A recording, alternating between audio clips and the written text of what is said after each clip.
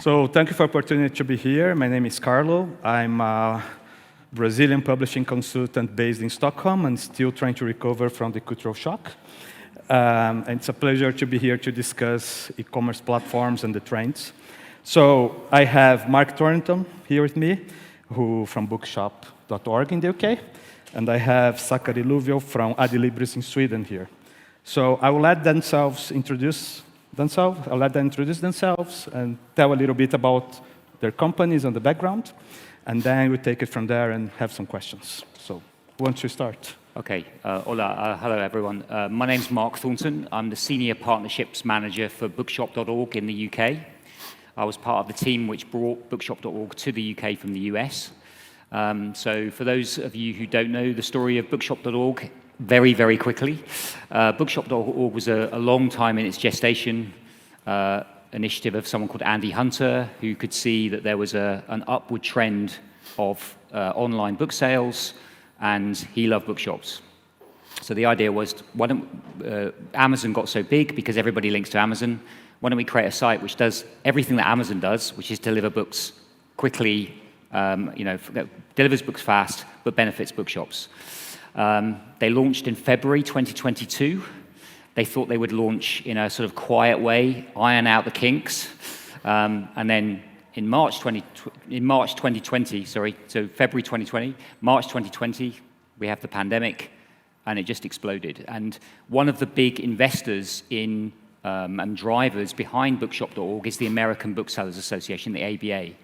And it just so happened that the British, the BA, which is the Bookselling Association of UK and Ireland, they had been shadowing the ABA and said, could you bring bookshop.org over to the UK? So I was recruited in August. We launched in November, and the rest is kind of history, really. So that's kind of bookshop.org and my role. So I'm Senior Partnerships Manager. I look after the nearly 600 independent bookshops in the UK, and I'm also responsible for other kind of partnerships, TikTok, the Booker, Hay Festival, and a lot of the children's partnerships that we have. But Mark, maybe just in a nutshell, can you explain the kind of the business model? Yeah, sure. So bookshop.org is an e-commerce site which benefits independent bookshops. And what does that mean? It means anyone can sell on bookshop.org. Anybody can set up as an affiliate, and they earn commission. But if you're a physical bookshop, and I was interested listening to Eva talk about the model for the Madrid book fair yesterday, because they have physical bookshops and other people, and so physical bookshops have a kind of different status, and that's kind of how we see bookshops on bookshop.org. So if you're a physical bookshop on bookshop.org and you sell a book, you earn 30% commission. Anyone else can sell a book on bookshop.org. They earn 10% commission, but a further 10% goes into the bookshop pool, and that's divided between all bookshops on the platform. So as of today, you can go onto the website and see what the ticker is, how much bookshops have earned. 60% of bookshops earning, I think since we launched, bookshops have earned over £3.5 million. 60% of that has come from direct sales. 40% has come through indirect sales in the bookshop pool. So every single time a sale is made on bookshop.org, independents benefit, either directly through their own sales or through the pool. Thank you. Sakari? Hi, hola, nice to meet you all.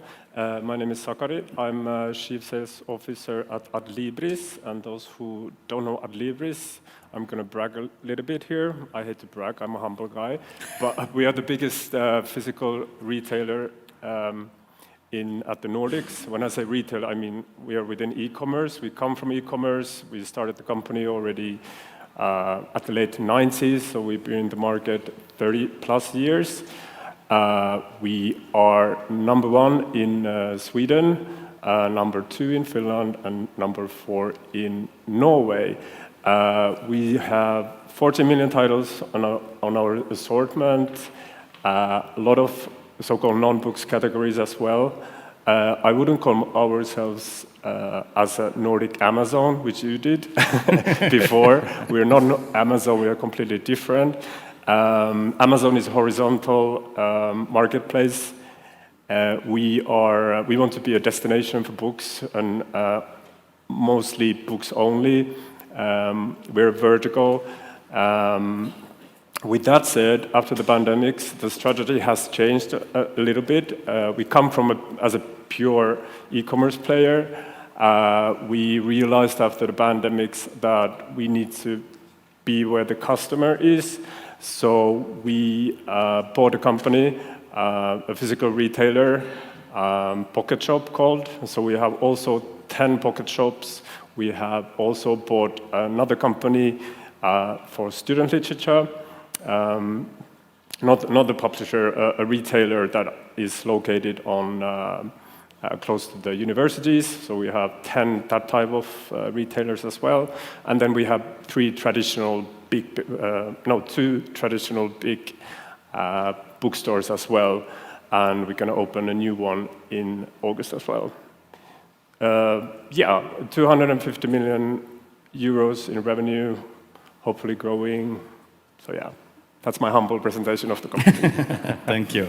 So you both mentioned COVID and the pandemic, and Enrico showed some data today that the online sales actually proportionally are going down after the pandemic, but he also said you should never trust anyone with data about books, so I'm not going to trust him. I'm going to ask you in the front lines, how is it now post-pandemic? Do you feel, your sales are going down, it's being a little bit harder after the boom, in the initial boom of bookshop.org, is it harder now that the traditional physical bookstores are back?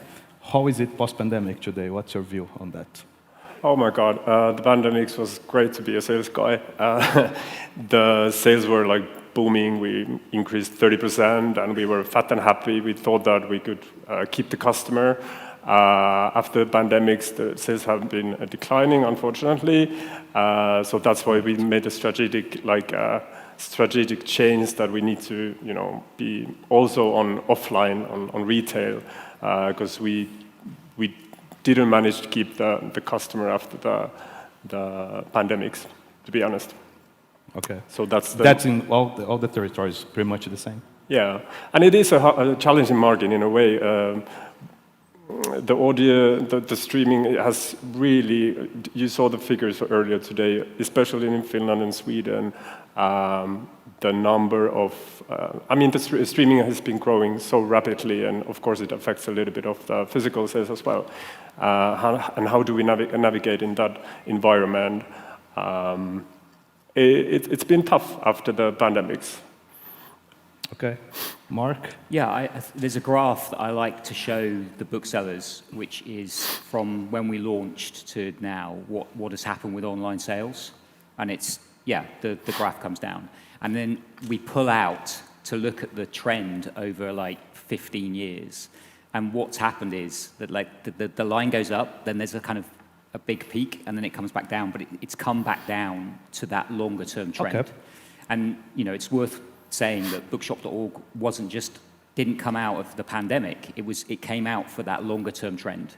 So it's true that the sales have come down, but the longer term trend is inexorable. And in the UK now, over 60% of books are now bought online in all formats. So that's a trend you just look at the graph and it's just upwards. And so you have to pull out and look at those longer trends. Okay. I'd like to move now and talk about the big A, or Amazon, the elephant in the room. Maybe you can start with you, Mark. So basically, bookshop.org was born as an antidote to Amazon.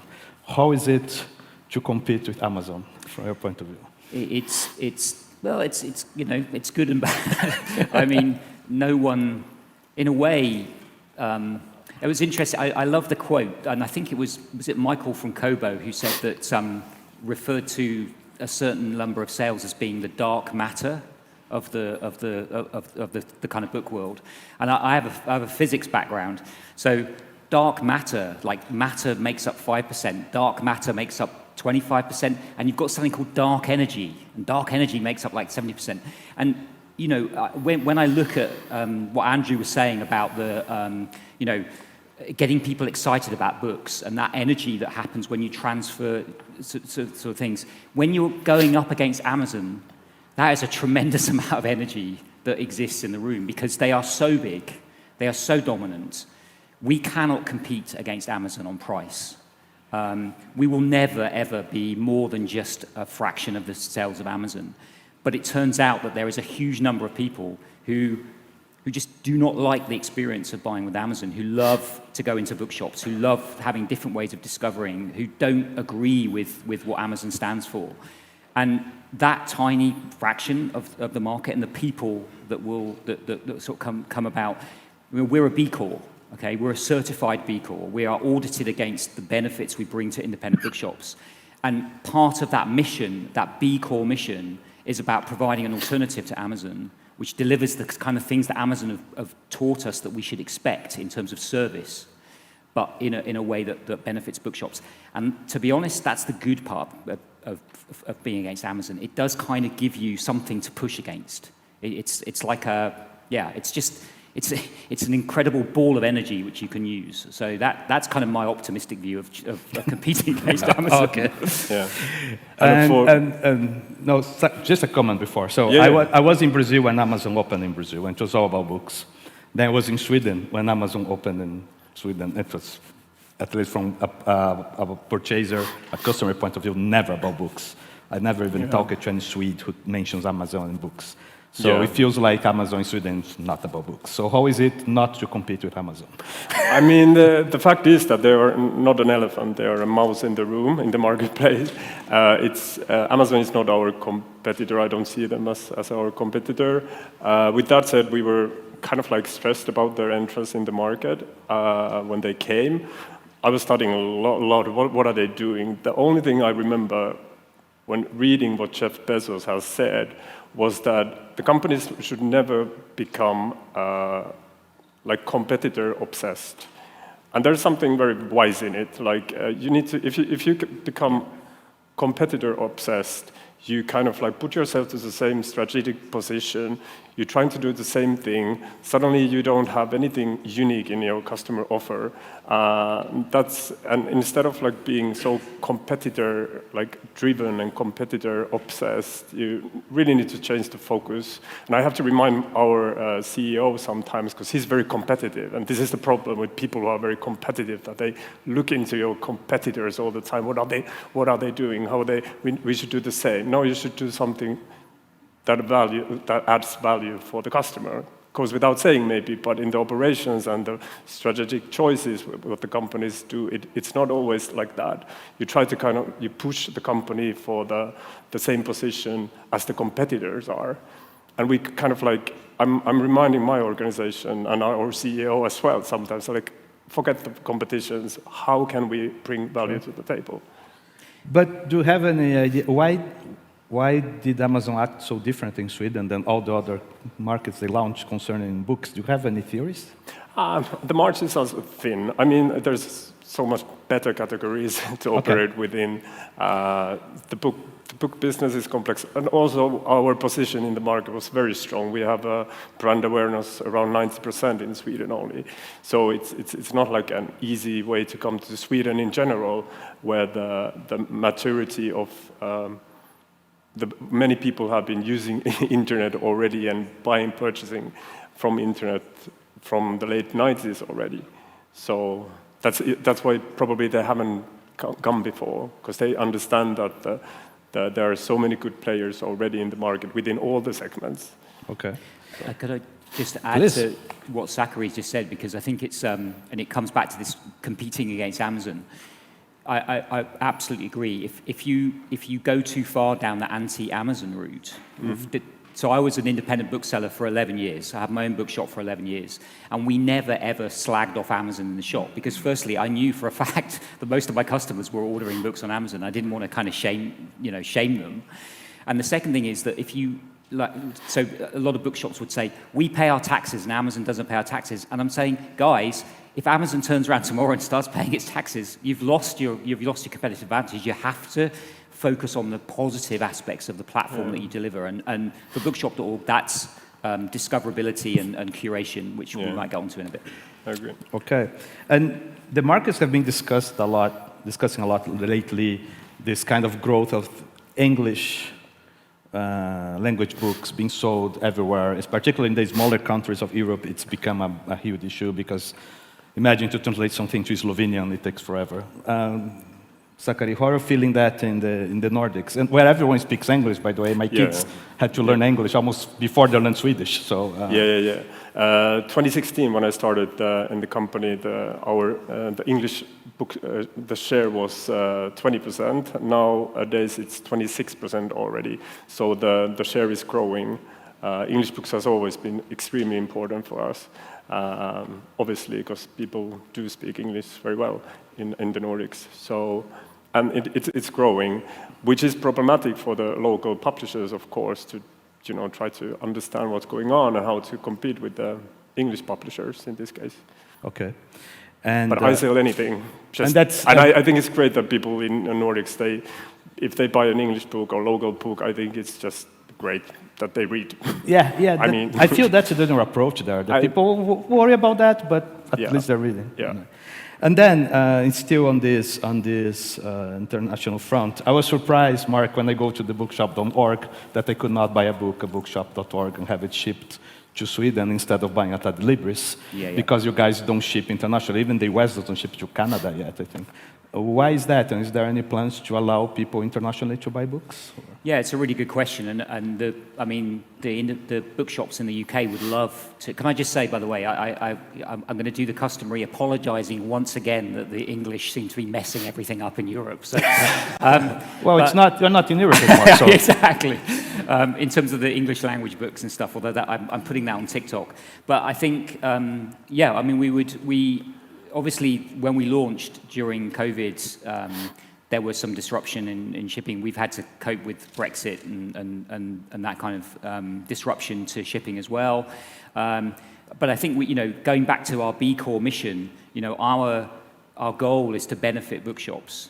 If we start to ship books into Europe, the potential is that we're harming those bookshops that kind of that sell and things like that. So. Never say never. I think it's on a list somewhere, and we will probably look at some kind of shipping into Europe. It's just we've got other priorities at the moment. Okay, and still on the international front, that's a question really I always want to ask you. You guys tried in Spain, right here. We did, and it didn't work. It didn't work. Why? I mean, I suppose all the elements of why it didn't work, it would have probably been in everybody's presentations earlier. Raoul's presentation of data, I mean, it's no accident that when you look at Amazon, the top two countries where Amazon, people who have bought from Amazon are in the US and the UK. So there is less, I guess there's less energy, if you like, against Amazon. But I think there are other factors.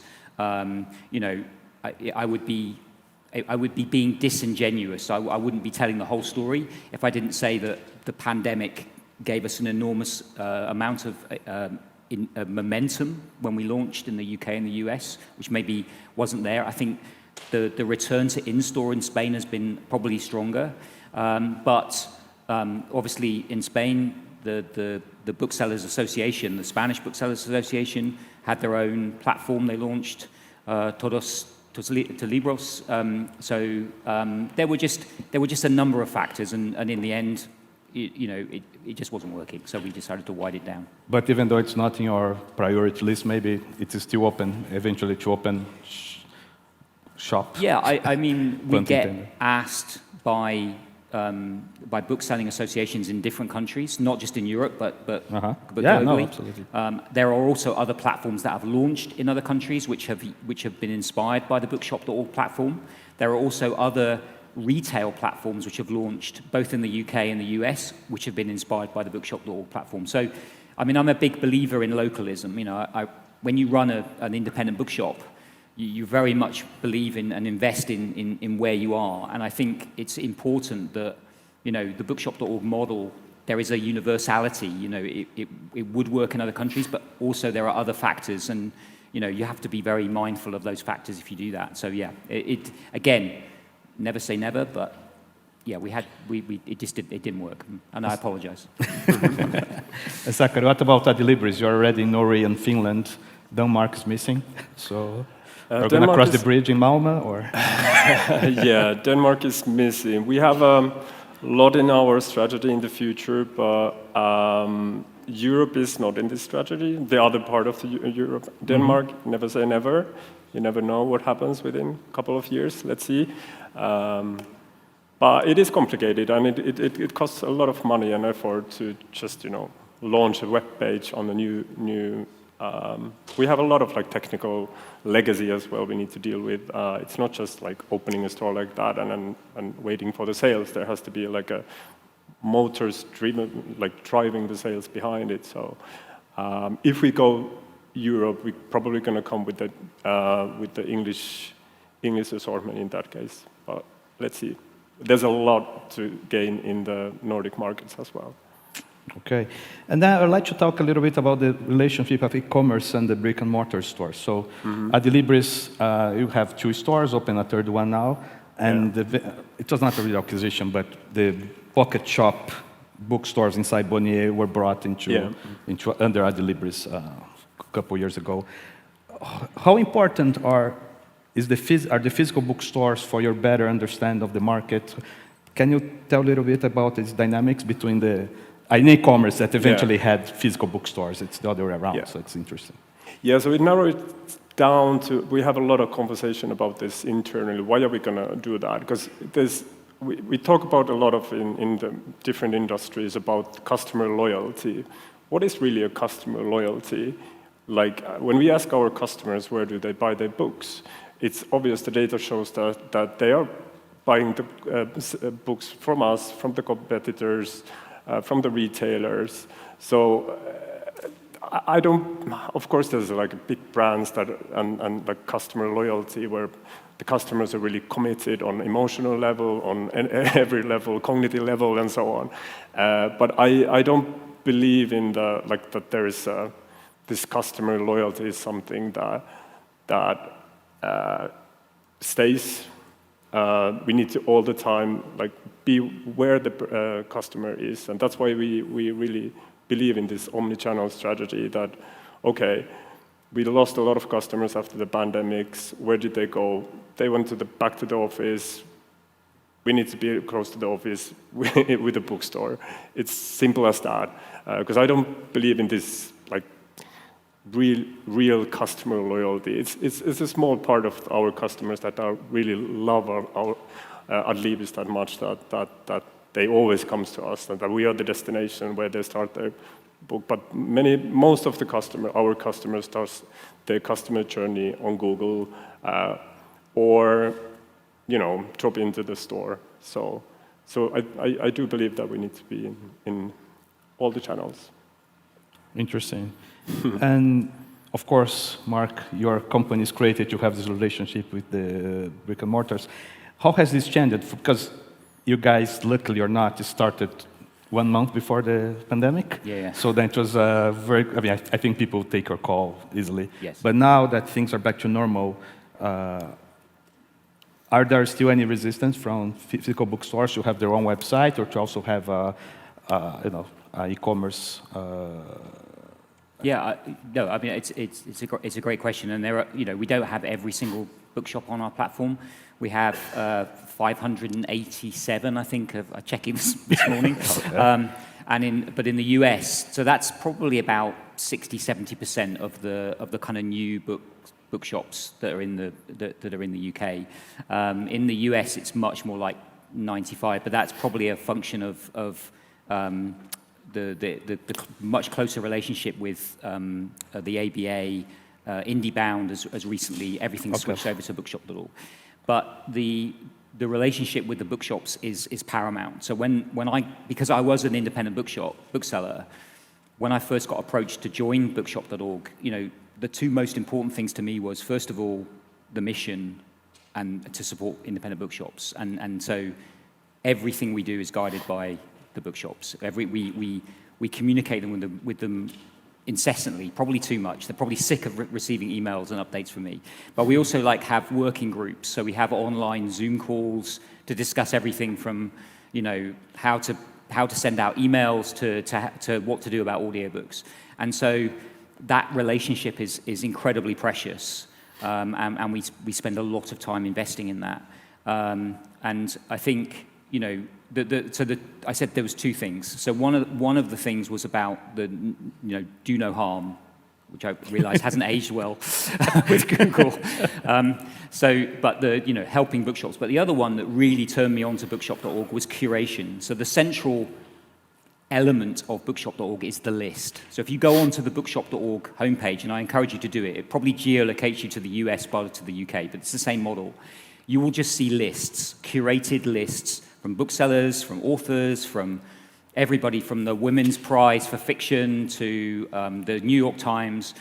And these lists, these curated lists, we all, none of us have a shortage of things to read, and we can order books everywhere. What we have shortage of is what books we should read. And I think in the presentation yesterday, when Madeleine McIntosh was talking about, splitting apart all the elements of book publishing and saying, where do you add value? Where booksellers add incredible value, a value that's just not appreciated, even for those people who are big supporters of bookshops, is that ability to curate, to select, to place a book into someone's hand. And so that, when I saw that list, because when a customer comes into your bookshop, you very, very rarely place a single book. You pull a group of books off and you put it down and say, you choose, you make the final choice, but you make it from that selection there. So that ability for bookshops to kind of leverage their superpower, their value in the book chain is something that really sort of turned me on. And so when I speak to bookshops, independent bookshops really want to do e-commerce. They understand that 60% of books are bought online. Okay. They just don't necessarily have the tools, the skill set, the time. They want to prioritize it on their shop. And so that's the bedrock of the relationship with the independents. All right. I'd like to move a little bit about now to digital products in the e-commerce platform. So Sweden is the subscription paradise for everything. I just made my car wash subscription now.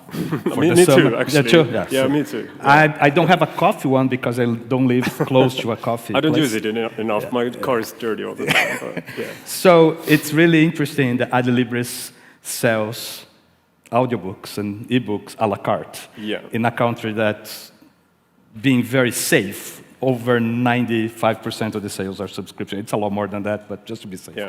So what is this experience? What is the rationale behind that? Do you think a la carte has a future in Sweden?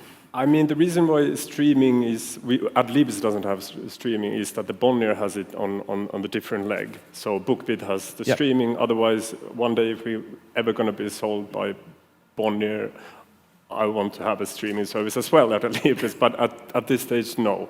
So what we do have is solid sales of ebooks and audiobooks as a transactional business. It's 5 million euros a year. But it is a tricky market to compete with the consumer behavior that has already gone so far. With that said, it hasn't been our strategic battle, but I think there's a lot of untapped potential still within this transactional business. So that's something we are looking into, not at least also with Kobo maybe in the future, you never know. So there's still a lot of potential, I'm sure, for that customer. Okay, that's interesting. Yeah. And Mark, Bookshop first decided to take Amazon. Now it seems like you're going to take up Audible. So can you tell a little bit about the plans for digital books in the Bookshop org? So I think Andy Hunter in the US always felt that we should be offering everything that Amazon offers. So, but in the book business, I hope. Okay. Yeah. No fashion as yet. But so in the US, we have a very close partnership with Libro FM. So that's the audio partner. But we will be launching ebooks later this year in the US market, and we'll be launching ebooks and audio in the UK market. And again, it will be exactly the same model in the sense of anyone can sell an audiobook. If you're a bookshop, you'll earn a higher commission. We can't quite get to the same commission levels as physical books. We won't be doing a la carte. We thought we would be doing a la carte when we started the process, but the economics of it with publishers means, and just the fact that Audible, again, the subscription model has become very, very strong. So ours will be a subscription token model. As one of the booksellers said, it'll just be like Audible, except I'll get the money. Yeah, you take up Audible now. Exactly. Exactly what I'm saying.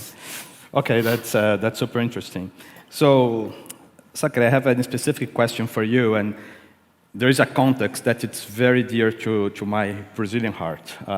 People haven't talked about this, but the southernmost state of Brazil has been through a climate catastrophe. That is, we can't even compare, but only Katrina would be comparable, and it's a lot worse than Katrina. Just on numbers, we lost 200,000 cars, which is the production of 15 months of cars in Brazil in the catastrophe. And that's the third or fourth largest Brazilian book market. There is one publishing house lost 1 million books in the floods. In some places, the flooding is like 5-6 meter high and over double storehouses. Anyway, so sustainability has really been part of me recently, and seeing how the publishing market in southern Brazil is going to suffer now is part of it. And then 2 weeks ago, I was in the book Branchendagen, the day of the meeting of the publishing industry in Sweden, and a colleague of EU from Adlibris, and she has this very interesting, she's the sustainability manager at Adlibris, in Linea, and she had a presentation there. So can you talk a little bit about how an online bookseller can take sustainability very seriously, in a point that you have a manager just for that? Yeah, sustainability, I mean, we all have our responsibility in that, and I was bragging about our size, that we're so big in the Nordics. With the size and our comes also great responsibility. This should be the biggest question in the industry, and in all industries, and all, level of macro. So yeah, we are driving the initiative in Nordics together with some big publishers. Our goal is to diminish the cardboard print with 50% by 2030. Last year we managed to diminish with 13%. With that said, it's not always easy. It's easy to be, in theory, very sustainable with your decision when you in the business, but it also puts you in a position where you sometimes need to make really tough calls. We sell a lot of toys that are like produced in plastic or wherever, and we need to make this hard decision. Okay, are we going to take this €1 million away from the sales because these are really not the products we can stand for? So it really challenges us in a good way as well as a company to make conscious decisions. But the decisions, they're not so easy always. But there are some quick fixes, we don't transport that much anymore with flight from US. We try to purchase our books from UK in that case, the same book. There are small things that you can actually make a big effort quickly. And the misconception in the industry is normally that within e-commerce, that the last mile deliveries would be the biggest carbon driving for that. But it's not. It's really, last mile is really a small part of this print. So it's the production of the books and production of other products that actually stands for the major part of it. So as English books grow in the market, that becomes a even higher challenge. It is challenging from that perspective, absolutely. We also need to take consideration the delivery times, but that's a sacrifice we're willing to take, that, okay, the customer needs to wait maybe 10 days more, because we're not flying the books to Sweden. We go more sustainable transportations. So. Okay. And I was surprised when preparing for this panel, looking at the bookshop.org and everything, that you have an incredible relationship direct with authors as well, that authors are an important part of your ecosystem. Can you talk a little bit about that? Sure. So I think, again,